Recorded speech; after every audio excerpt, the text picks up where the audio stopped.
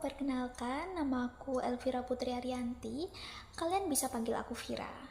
Di sini aku akan memenuhi tugas untuk syarat sebagai ujian akhir semester mata kuliah Pendidikan Inklusi. Aku akan membawakan dan membacakan sebuah cerpen cerita pendek karya aku sendiri yang berjudul Dita Melihat Dari Hati. Kita langsung masuk ke ceritanya ya teman-teman. Hari itu hujan masih menggantung di kaca jendela. Langit belum sepenuhnya biru, seperti ragu ingin memberi terang. Lalu ia datang, gadis dengan rambut sebahu, menggunakan seragam putih yang tampak terlalu besar. Di tangan kirinya, sebatang tongkat terlipat rapi. Langkahnya pelan, tapi pasti. Seolah ia hafal dunia, padahal ia tidak pernah benar-benar melihatnya. Namanya adalah Dita. Dita melangkah pelan ke dalam ruang kelas dan disambut oleh Ibu Nirmala. Suara Bu Nirmala menggema di ruang kelas yang tiba-tiba senyap.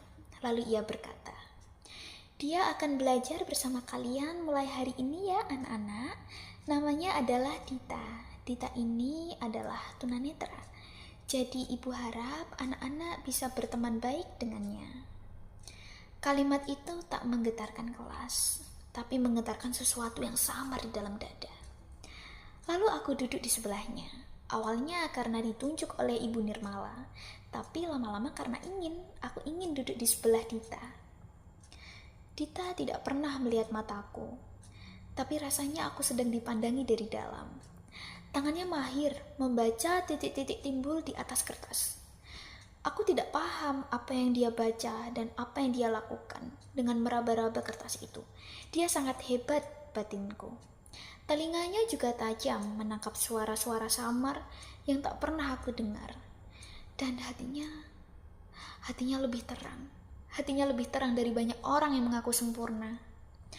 Lalu suatu hari, ia berkata padaku, "Langkahmu cepat, seperti kamu sedang mencari sesuatu."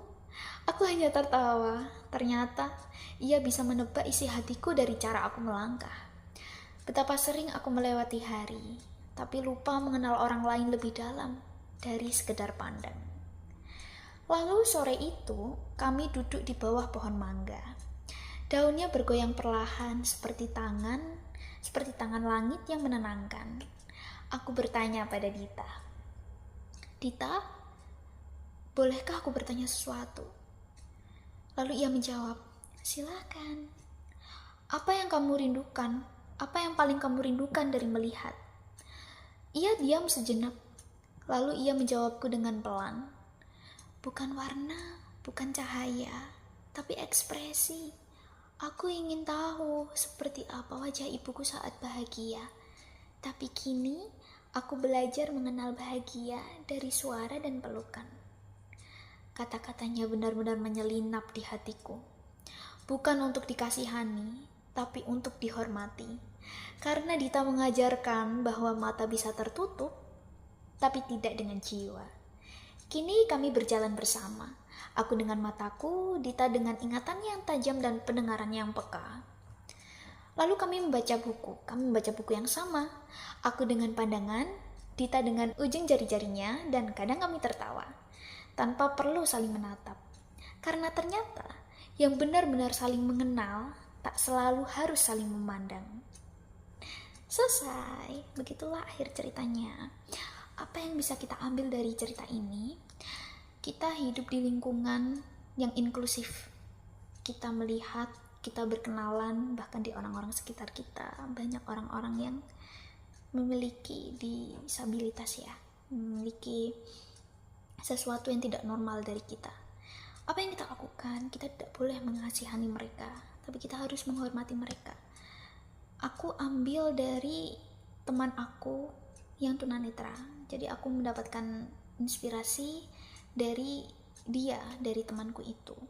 Lalu aku membuat cerita ini karena temanku mengajarkan bahwa kita memandang dunia tidak harus lewat mata, tapi lewat hati.